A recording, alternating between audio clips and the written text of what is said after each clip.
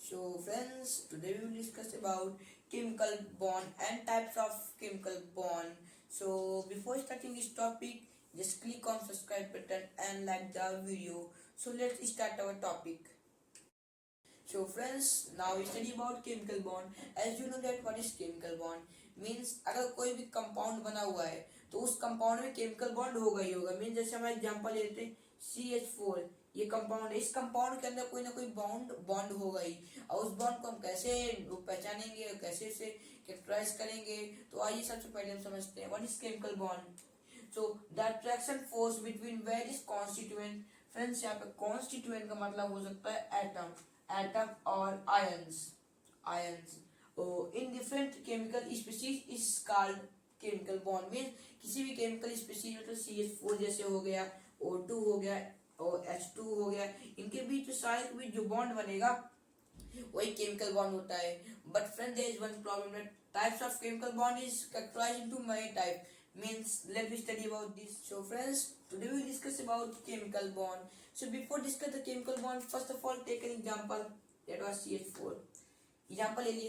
अब यहाँ पे केमिकल बॉन्ड का मतलब क्या होता है, किन्हीं दो चीज के बीच बॉन्ड बनना, मीन्स केमिकल्स के बीच बॉन्ड करना, क्योंकि बिकॉज यहाँ पे हमारा क्या लिखा है केमिकल बॉन्ड, तो केमिकल के बीच बॉन्ड बनना केमिकल बॉन्ड कहलाता है। एग्जाम्पल समझते हैं, जैसे C यहाँ पे हाइड्रोजन से बॉन्ड बनाया होगा तभी तो इसके साथ ही रहेगा CH4। तो यहाँ पे जो ये बॉन्ड बनाया है इसी बॉन्ड को हम लोग केमिकल बॉन्ड कहते हैं। और ये बॉन्ड डिफरेंट टाइप्स के बना सकता है, जैसे हाइड्रोजन के साथ चेंज बॉन्ड कर देगा, दूसरा बॉन्ड बनाएगा। ऑक्सीजन के साथ बॉन्ड चेंज कर देगा, यानी कि दूसरा बॉन्ड बनाएगा। मीन्स नए टाइप के बॉन्ड बना सकते हैं। सो टाइप्स ऑफ केमिकल बॉन्ड पढ़ने से पहले हम केमिकल बॉन्ड की डिफिनेशन को देखते हैं। तो केमिकल बॉन्ड की डिफिनेशन है the attraction force between various constituent. Constituent का यहाँ पे मतलब है एटम और आयन। आयन बेसिकली दो टाइप के होते हैं, कैटायन और एनायन। आयन तो आप लोग जानते ही होंगे। In different chemical species is called chemical bond. Means ion दो एटम एंड आयंस, यहाँ पे एटम और आयन जब कंबाइन होते हैं एक दूसरे से, मींस एक दूसरे के बीच बॉन्ड बनाते हैं, उसी को हम लोग केमिकल बॉन्ड कहते हैं। मींस अगर जैसे C है तो यहाँ पे C केमिकल बॉन्ड नहीं बना सकता बिकॉज ये सिंगल है। अगर यहाँ पे O2 हो जाए तो यहाँ पे केमिकल बॉन्ड बन जाएगा, लेकिन वो यहाँ पे केमिकल बॉन्ड नहीं बना सकता बिकॉज हमें मोर देन 2 और 2 इलेक्ट्रॉन एटम की जरूरत पड़ेगी केमिकल बॉन्ड को बनाने से पहले।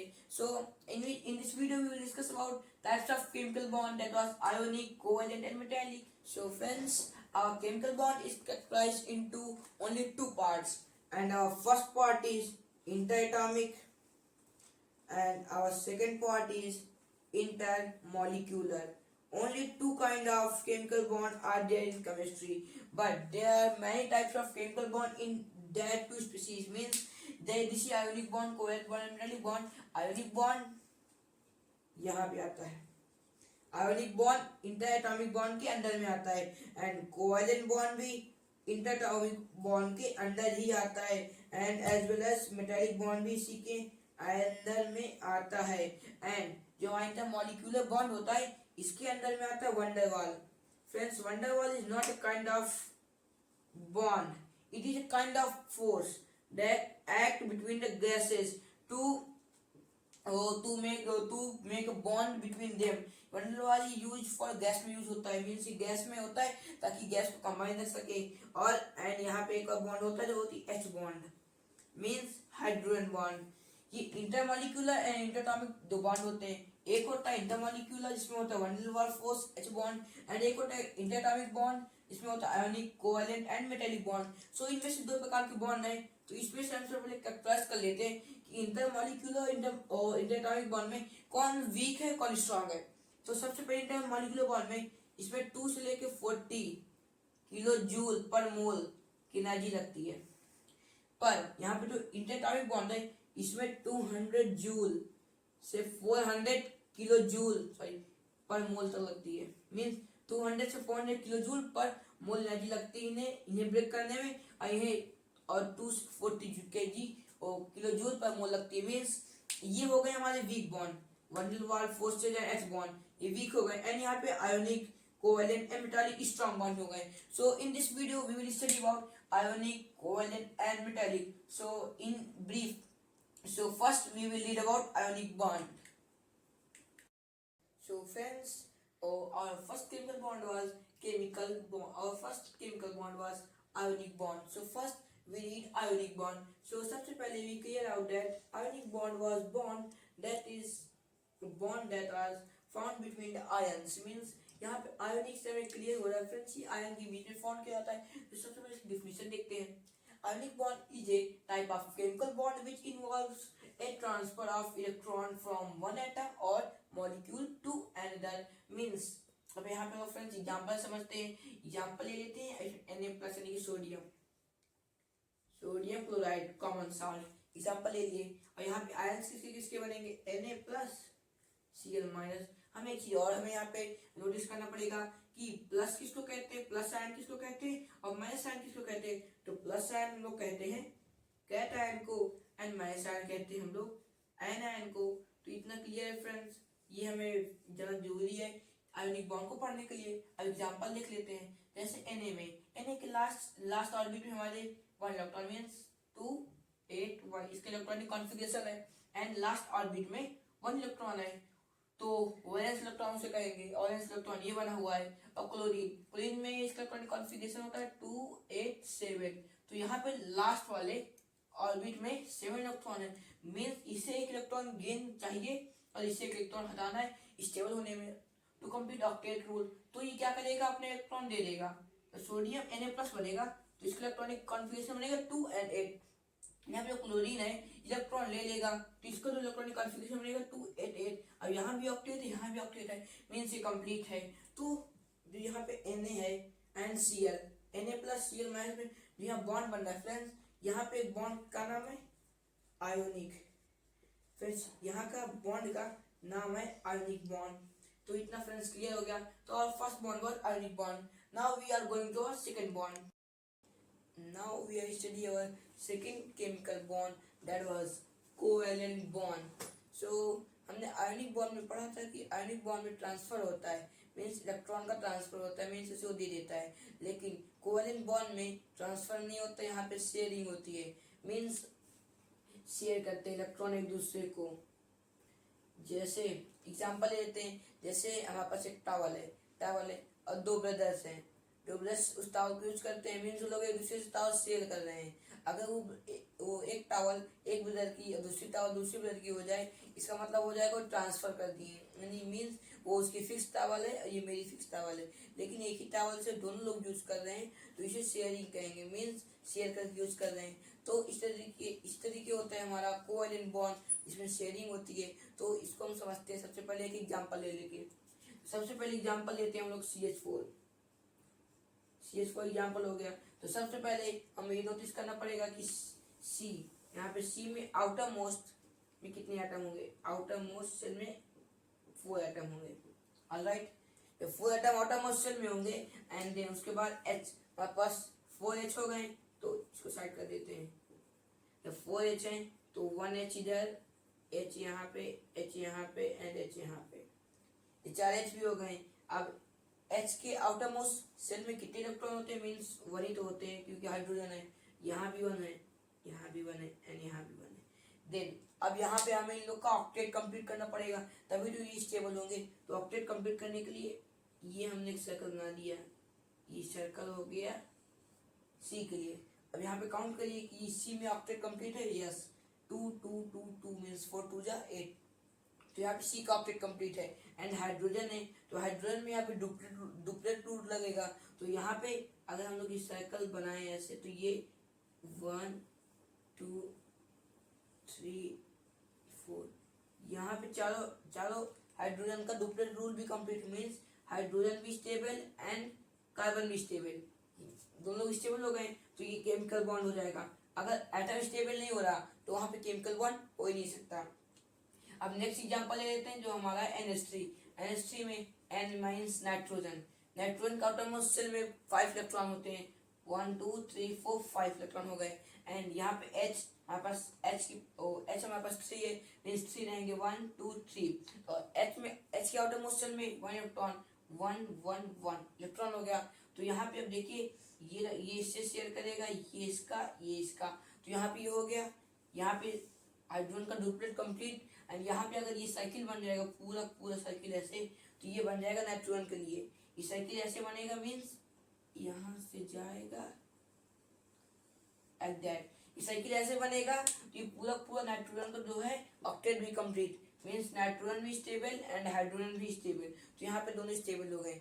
अब एक मेन थिंग समझते हैं, यहाँ पे एक formula 2 electron equal to 1 bond, इसको नोटिस करना पड़ेगा। 2 इलेक्ट्रॉन इक्वल टू 1 बॉन्ड। अगर 2 इलेक्ट्रॉन की शेयरिंग हो रही है तो वहां पे 1 बॉन्ड होगा। अगर यहाँ पे 4 इलेक्ट्रॉन की शेयरिंग हो जाएगी तो यहाँ पे 2 बॉन्ड हो जाएगा। एंड अगर यहाँ पे 6 इलेक्ट्रॉन की शेयरिंग तो यहाँ पे हो जाएगा 3 बॉन्ड। मीन्स 6 इलेक्ट्रॉन जो शेयरिंग हो नहीं सकती, बिकॉज अगर 6 इलेक्ट्रॉन शेयरिंग होगी तो 4 यहाँ पे 8 हो जाएगा। 8 हो जाएगा मीन्स इलेक्ट्रॉन 8 हो जाएंगे, तो 8 इलेक्ट्रॉन पेयर की शेयरिंग हुई, मीन्स पेयर में होंगे। 2 एक पेयर में, फिर 2 एक पेयर में, फिर 2 एक पेयर में, फिर 2 एक पेयर में। अगर यहाँ पे किसी का 1 है, फिर 1 है, फिर 1 है, इसमें से 1 1 है, तो यहाँ पे उसका वो हाफ ऑक्टेट कंप्लीट रहेगा, तो मीन्स वो स्टेबल रहेगा, मीन्स वो कार्बन कंपाउंड होगा तो वो ऑटोमेटिक स्टेबल रहेगा। या यहाँ पे ओनली 6 तक हो सकता है, means single bond, double bond and triple bond. ये अब हमको पढ़ना पड़ेगा। यहाँ पे देखते जैसे ये एक शेयरिंग हो रही है, मीन्स ये सर्कल इसमें से भी गया है, इसमें से गया है, और ये सर्कल इसमें से गया है। मीन्स यहाँ पे 1 इलेक्ट्रॉन पेयर की शेयरिंग, और ये 2 एंड ये 3 इलेक्ट्रॉन पेयर शेयरिंग हो गई, मीन्स ये ट्रिपल बॉन्ड है। ये ट्रिपल बॉन्ड हो गया। एंड उसके बाद अगर हम और एग्जाम्पल लेंगे single bond, double bond and triple bond के, अब हम तीनों के एग्जाम्पल एंड थोड़ा सा इनका इंट्रोडक्शन समझते हैं। सो फ्रेंड्स, एक इम्पॉर्टेंट थिंग है जो कि आपको बताना भूल गया था मैं। एक्चुअली यहाँ पे 8 इलेक्ट्रॉन हो गए, तो यहाँ पे शेयरिंग यानी कि ये पहले से वो होगा, स्टेबल होगा। लेकिन अगर यहाँ पे कार्बन कंपाउंड के एक्सेप्ट कोई आता है तब वो स्टेबल होगा। अगर वो कार्बन कंपाउंड आएगा तो कार्बन कंपाउंड अगर वो आ जाएगा तो हमें उसके लिए ऑर्गेनिक केमिस्ट्री पढ़नी पड़ेगी। ऑर्गेनिक केमिस्ट्री बहुत ही ब्रीफ है 11th में। अगर कोई भी हम ऑर्गेनिक केमिस्ट्री पढ़ लेंगे तब हम इसका आंसर दे सकते हैं कि ये रिएक्शन क्यों किया।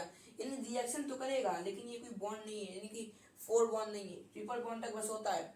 ये कोई 4 बॉन्ड नहीं क्योंकि कार्बन कंपाउंड है। मीन्स अगर कोई कार्बन कंपाउंड को छोड़ देते हैं, नाइट्रोजन ले लेते हैं, हाइड्रोजन ले लेते हैं, तो इसमें कुछ नहीं बन सकता। इसमें single bond, double bond, triple bond बनेगा। बट अगर कार्बन ले लेंगे तो यहाँ पे कार्बन ऑर्गेनिक केमिस्ट्री में जाएगा। तो ऑर्गेनिक केमिस्ट्री हम डिस्कस करेंगे बाद में, क्योंकि वो 11th में है।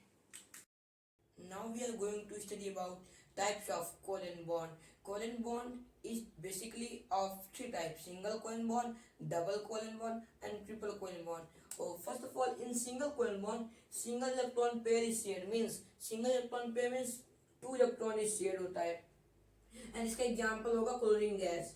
2 इलेक्ट्रॉन कैसे शेयर होगा? मीन्स 2 इलेक्ट्रॉन जो रहेंगे उसे क्लोरीन है Cl एंड Cl, 2 इलेक्ट्रॉन जो रहेंगे उसे ये भी यूज करेगा, ये भी यूज करेगा, ये दोनों लोग उसे यूज करेंगे टाइम आने पे। तो इसके स्ट्रक्चर कैसे बनेगा देखिए। ऐसे जो क्लोरीन के आउटर मोस्ट शेल में 7 इलेक्ट्रॉन है, 1 2 3 4 5 6 7 ये हो गए। एंड अदर क्लोरीन के भी 7 इलेक्ट्रॉन है, तो यहाँ पे ये 2 इलेक्ट्रॉन जो साइकिल बनेगा ऐसे। जब इस क्लोरीन का साइकिल बना तो ये यहाँ पे ये दोनों इलेक्ट्रॉन इसके पास है। जब इस क्लोरीन का साइकिल बना तो ये दोनों इलेक्ट्रॉन इसके पास हो गए। तो मीन्स यहाँ पे इसका भी ऑक्टेट कंप्लीट, इसका भी ऑक्टेट कंप्लीट, ये स्टेबल हो गए। अगर स्टेबल हो गए तो इनकी बॉन्डिंग भी हो गई। And now we are in second double covalent bond. Double covalent bond, double electron pair is shared, means 2 into 4 electron share हो सकता है इसमें। मीन्स 4 इलेक्ट्रॉन शेयर होंगे। इसका example oxygen gas means O2। यहाँ पे ऑक्सीजन का एक एटम, यहाँ पे ऑक्सीजन का एक एटम। ऑक्सीजन का आउटर मोस्ट शेल में 6 इलेक्ट्रॉन एंड इधर ऑक्सीजन के आउटर मोस्ट शेल में 6 इलेक्ट्रॉन। तो यहाँ पे 4 इलेक्ट्रॉन आएंगे, यही शेयर हो रहे हैं। 4 इलेक्ट्रॉन शेयर हो रहे हैं मीन्स यहाँ पे 4 है, तो यहाँ पे डबल बॉन्ड बन रहा है, डबल बॉन्ड बन रहा है। एक फॉर्मूला था 2 electron equal to 1 bond. Means अगर 2 इलेक्ट्रॉन शेयर होंगे तो 1 बॉन्ड होगा, 4 तो 2 हो गया। तो यहाँ पर इसका भी ऑक्टेट कंप्लीट एंड इसका भी ऑक्टेट कंप्लीट। यहाँ पे 1 2 3 4 एंड 4 4 8 हो गया, और इसका भी इस तरीके कंप्लीट हो गया। मीन्स ये भी स्टेबल हो गया। स्टेबल हो गया मतलब इसकी बॉन्डिंग हो गई है। And triple covalent bond, triple covalent bond में triple electron pair is share. Means यहाँ पे 6 इलेक्ट्रॉन इज शेयर हो सकता है, और 6 इलेक्ट्रॉन में 6 इलेक्ट्रॉन मतलब ट्रिपल बॉन्ड बन जाएगा। ट्रिपल बॉन्ड बनेगा। तो यहाँ पे नाइट्रोजन गैस यानी कि N2 इसका एग्जाम्पल हो जाएगा। यहाँ पे N के आउटर मोस्ट नाइट्रोजन एटम के आउटर मोस्ट शेल में 5 इलेक्ट्रॉन एंड इसमें भी 5 इलेक्ट्रॉन होंगे। तो यहाँ पे जो ये 1 2 3 4 5 एटम इलेक्ट्रॉन हो गए, तो ये शेयर हो रहे हैं यहाँ पे 3 ये यहाँ पे है एंड 3 इसके ये यहाँ पे। अगर यहाँ से सर्किल जाएगा तो ये हो गया 6 एंड ये 2 8, इसका ऑक्टेट कंप्लीट। एंड यहाँ पे ये एंड ये 3 हो गए, इसका भी ऑक्टेट कंप्लीट। ये 3 एंड ये 3, इसका ऑक्टेट कंप्लीट। देन यहाँ पे 1 2 एंड 3 ट्रिपल बॉन्ड बन गया। तो ये यहाँ पे था ट्रिपल बॉन्ड नाइट्रोजन का। सो ये single double and triple bond में ये बेसिकली एग्जांपल थे एंड इसके बारे में ये कुछ बेसिक नॉलेज था। So now we study about metallic bond. So friends, now we study about our third chemical bond, that was metallic bond. So metallic bond is different from ionic bond and covalent bond. So friends, यहाँ पे metallic bond से हमें ये पता चल रहा है कि मेटल के बीच बॉन्ड बनता है, क्योंकि यहाँ पे मेटालिक से यहाँ पे निकल रहा है हमारा मेटल। सो अगर यहाँ पे मेटल निकल रहा है तो सबसे पहले हमें मेटल की प्रॉपर्टी जानना होगा कि मेटल की प्रॉपर्टी क्या क्या होती है। फिर उसके बाद यहाँ कैसे बॉन्ड बनता है, क्यों बनता है, इसको भी जानेंगे। तो सबसे पहले हम ये जानते हैं कि मेटल की प्रॉपर्टी क्या है। सबसे पहले मेटल की प्रॉपर्टी है MEALLABLE, मेलेबल। तो फ्रेंड्स, मेलेबल माने क्या होता है? जो सबसे मेन थिंग मेलेबल माने होता है convert into thin sheet. What friends? Convert into thin sheet means malleable माने उसको हम लोग हैमर से किसी हैवी मटेरियल से उसे हम लोग हैमर करके यानी कि पीट के अगर उसे थिन शीट में जैसे लेट कर लीजिए इतना मोटा हमारे पास आयरन था, उसे हमने पीट के इतना पतला कर दिया, तो मीन्स ये मेलेबल होता है, यानी कि ये होता है इनका प्रॉपर्टी। लेकिन अगर यहाँ पे नॉन मेटल होता तो इस तरीके नहीं होता, बल्कि वो ब्रेक हो जाता कॉम्प्लेक्स जैसे सिंपल कॉम्प्लेक्स पीसेज में। तो ये मेन प्रॉपर्टी हम लोग देख रहे हैं, बिकॉज मेटल की तो हमारी ऐसे सेवरल प्रॉपर्टी होती है, लेकिन हम यहाँ पे मेटालिक बॉन्ड पढ़ रहे हैं तो यहाँ पे वही मेन वो देखेंगे प्रॉपर्टी जो इस मेटालिक बॉन्ड में यूज आने वाली है। And second is that of ductile. Ductile भी एक मेन प्रॉपर्टी है। डक्टाइल में एक्चुअली होता क्या है, वायर में चेंज कर देते हैं, वायर में कन्वर्ट कर देते हैं। मीन जैसे ये लेट कर लीजिए गोल्ड का ब्लॉक है, गोल्ड का ब्लॉक है, इसे अगर वायर में कन्वर्ट करेंगे तो इतनी पतली वायर में कन्वर्ट कर सकते हैं। ये वायर हो गई, जैसे इस तरह हमारे यहाँ एल्युमिनियम सिल्वर की वायर लगी होती है, वैसे वो गोल्ड है, ये सबसे बेस्ट डक्टाइल मेटल है क्योंकि इसकी वायर सबसे पतली बना सकते हैं। सो ये दो प्रॉपर्टी है। And third one is most important, इसके पास होता है लो आयोनाइजेशन पोटेंशियल। तो सबसे पहले इसके बारे में डिस्कस करते हैं, बिकॉज क्योंकि मेन है, इसकी हेडिंग डाल के हम पहले इसको डिस्कस करते हैं, देन उसके बाद हमने मेटालिक बॉन्ड की तरफ जाएंगे। So now we will discuss about low ionization potential. So अगर लो आयोनाइजेशन पोटेंशियल पढ़ने जा रहे हैं तो यहाँ पे एक और आएगा high ionization potential. So first we read low ionization potential, then we read high ionization potential. अगर यहाँ पे हम लो आयोनाइजेशन पोटेंशियल पढ़ रहे हैं तो अगर हाई आयोनाइजेशन पोटेंशियल पढ़ लेंगे तो हमारे इन दोनों के बीच डिफरेंस क्लियर हो जाएगा और हमारा ये दोनों अच्छे से दोनों टॉपिक भी क्लियर हो जाएंगे। तो यहाँ पे लो आयोनाइजेशन पोटेंशियल, यहाँ पे 3 वर्ड्स आ रहे हैं, एक आ रहा है लो, एक आयोनाइजेशन, एक आ रहा है पोटेंशियल। पोटेंशियल क्या है? एक एनर्जी का फॉर्म है, क्या है? एक फॉर्म ऑफ एनर्जी है। और लो क्या होता है? मीन्स होता है कम। यहाँ पे हाई मीन्स ज्यादा, मीन्स मोर। लो मीन्स यहाँ पे लिख लेते हैं लेस, एंड हाई मीन्स हो जाएगा यहाँ पे मोर। एंड यहाँ पे भी पोटेंशियल है तो यहाँ पोटेंशियल की मीनिंग हो जाएगी एनर्जी। पोटेंशियल एक एनर्जी की फॉर्म ही तो है, उसे एनर्जी कहेंगे। एंड यहाँ पे जो आयनाइजेशन आ रहा है, आयनाइजेशन तो फ्रेंड्स आप लोग आयन तो जानते होंगे, आयन क्या होता है? आयन बेसिकली 2 टाइप के होते हैं, कैट आयन एक होता है एन आयन। तो कैट आयन 2 प्रकार के आयन होते हैं, लेकिन यहाँ पे इसका यूज नहीं है। यहाँ पे आयोनाइजेशन बोल रहा है, यानी कि कम ionization energy and more ionization energy. तो यहाँ पे इसका प्रोसेस समझते हैं। अगर तो एग्जांपल लेते हैं, मीन्स किसी के पास कम पावर है, किसी के पास ज्यादा पावर है, तो ज्यादा पावर वाला कम पावर वाले को यानी उस लाई करके उससे सामान ले लेगा, और जो लो लेस पावर वाला है ये अपना सामान दूसरे से ले नहीं पाएगा, बल्कि दूसरे को सामान दे देगा अपना, क्योंकि ये हार जाएगा। तो इस तरीके बेसिकली हमारा होता है वो आयंस में भी। अगर ये हार गया तो ये अपना दे दिया, और वहां पे जो सामान दे रहा है यहाँ पे क्या देगा, इलेक्ट्रॉन्स देगा, और यहाँ पे जो सामान ले रहा है यहाँ पे भी ये इलेक्ट्रॉन्स लेगा। मीन्स ये इलेक्ट्रॉन लेगा, तो ये ले लिया इससे, एंड ये दिया तो ये माइनस हो गया। बट यहाँ ऐसे नहीं होता, यहाँ जस्ट अपोजिट होता है। मीन्स इसका होता है माइनस, इसका होता है प्लस। ऐसा क्यों?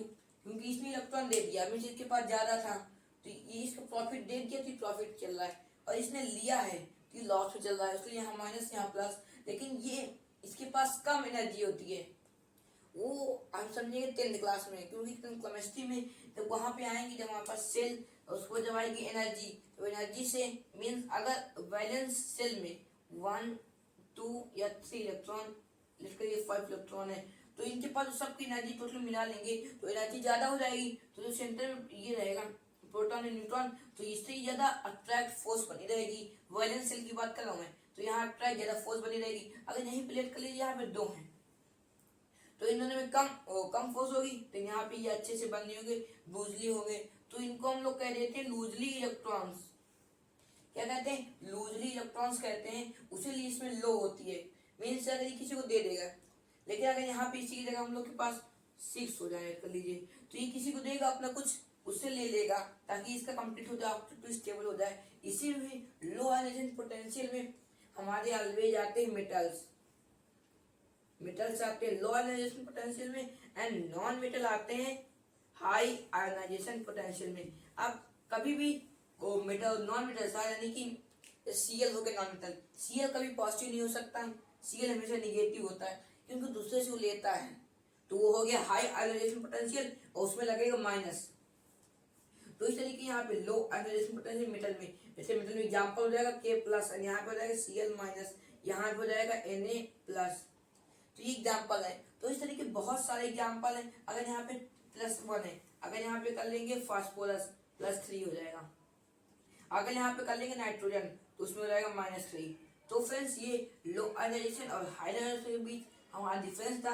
अब हम डिस्कस करने जा रहे हैं मेटालिक बॉन्ड। सो फ्रेंड्स ये हमने क्लियर कर लिया है कि low ionization potential and high ionization potential में क्या डिफरेंस है, और मेटल लो आयनाइजेशन पोटेंशियल क्यों होते हैं। तो यहाँ पे इसका बहुत ही यूज आएगा मेटालिक बॉन्ड में, बिकॉज ना तो यहाँ पे आयनिक बॉन्ड लगता है, ना तो यहाँ पे कोवैलेंट बॉन्ड लगता है, यहाँ पे कोई दूसरा बॉन्ड लगता है, इसलिए इसका नाम है मेटालिक बॉन्ड। तो सबसे पहले मेटालिक बॉन्ड की डिफिनेशन क्या है? Metallic bond is a force of attraction. Means metallic bond से एक फोर्स है। ये कोई जैसे आयनिक हमारा एक बॉन्ड था, लेकिन आयनिक बॉन्ड था लेकिन वहां पे लग रही थी हमारी फोर्स, और उस फोर्स का नाम था electrostatic force. Friends one main thing that we remember that अगर कोई पॉजिटिव और कोई निगेटिव है, अगर ये दोनों जुड़े हुए हैं किसी चीज से, तो यहाँ पे सिर्फ एक चीज लगेगा, वो है इलेक्ट्रोस्टैटिक फोर्स। यहाँ पे क्या है फ्रेंड्स? इलेक्ट्रोस्टैटिक फोर्स है, और यहाँ पे कुछ नहीं है। ये पॉजिटिव निगेटिव जुड़े हैं, यहाँ पे इलेक्ट्रोस्टैटिक फोर्स है।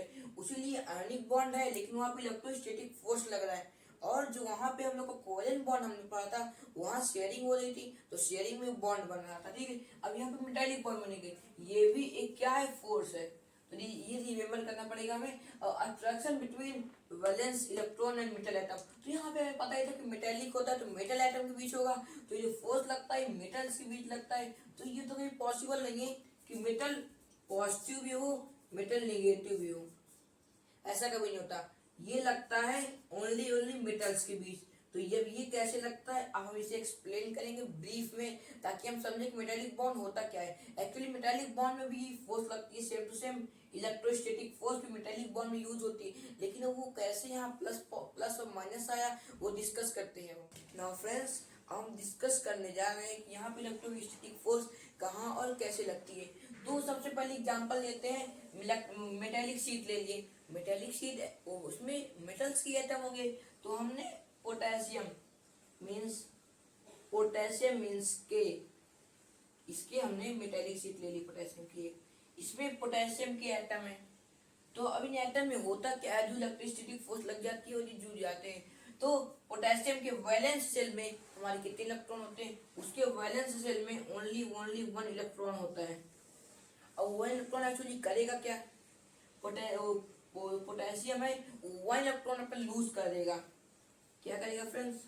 वो लूज कर देगा अपना 1 इलेक्ट्रॉन। जब ना वो इलेक्ट्रॉन लूज कर देगा, मीन्स अगर वो प्रॉफिट चला गया, अगर वो लूज ना करता तो प्रॉफिट में जाता, उसने अपना 1 इलेक्ट्रॉन वहां पे लूज कर दिया, तो वहां पे वो हो जाएगा के पॉजिटिव। फ्रेंड्स इतना सही है। अगर वो वहां पे के पॉजिटिव हो गया है तो यहाँ पे अगर 1 इलेक्ट्रॉन लूज करेगा तो यहाँ पे लग जाएगा -1 इलेक्ट्रॉन। तो उसने -1 इलेक्ट्रॉन किया तभी तो के पॉजिटिव हुआ। इतना क्लियर है। अब यहाँ पे फ्रेंड्स देखना कि यहाँ पे इसने अपना 1 इलेक्ट्रॉन लूज किया, ये एंड ये भी कि अपना 1 इलेक्ट्रॉन लूज किया, ये भी यूज किया, ये भी लूज किया, एंड दिस प्रोसेस कंटिन्यू जब तक यहाँ के सारे एटम खत्म नहीं हो जाएंगे तब तक ये अपना इलेक्ट्रॉन लूज करता रहेगा।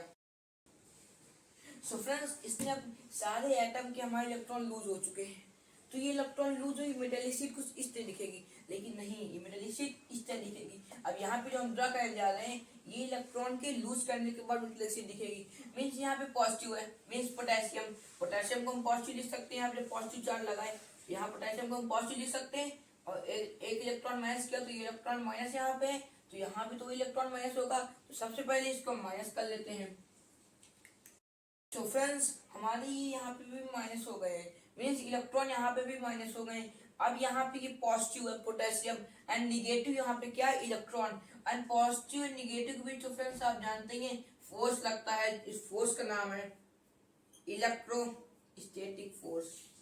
इलेक्ट्रोस्टैटिक फोर्स जो यहाँ पे लग गया है तो यहाँ पे ये पूरा का पूरा मेटालिक शीट एक सॉलिड बन चुका है। तो ये वो सब एक दूसरे से फ्रेंड्स सब इलेक्ट्रोस्टैटिक फोर्स से कनेक्टेड है, मींस ये से लाइक दैट।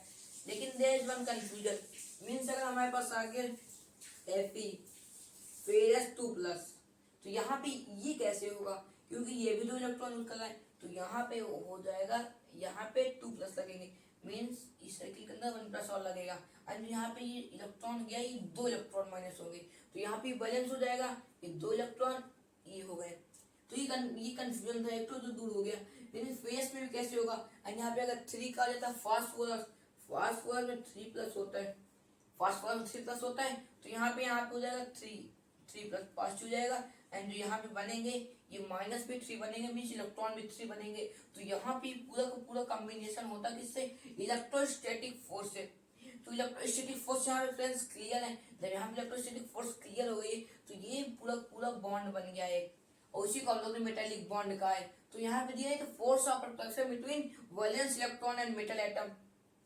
वैलेंस इलेक्ट्रॉन ये मेटल एटम का ये है, एंड वैलेंस इलेक्ट्रॉन ये। तो यहाँ पे डिफिनीशन भी हमारी क्लियर हो चुकी है, और हमारा यहाँ पे डाउट भी क्लियर हो चुका है।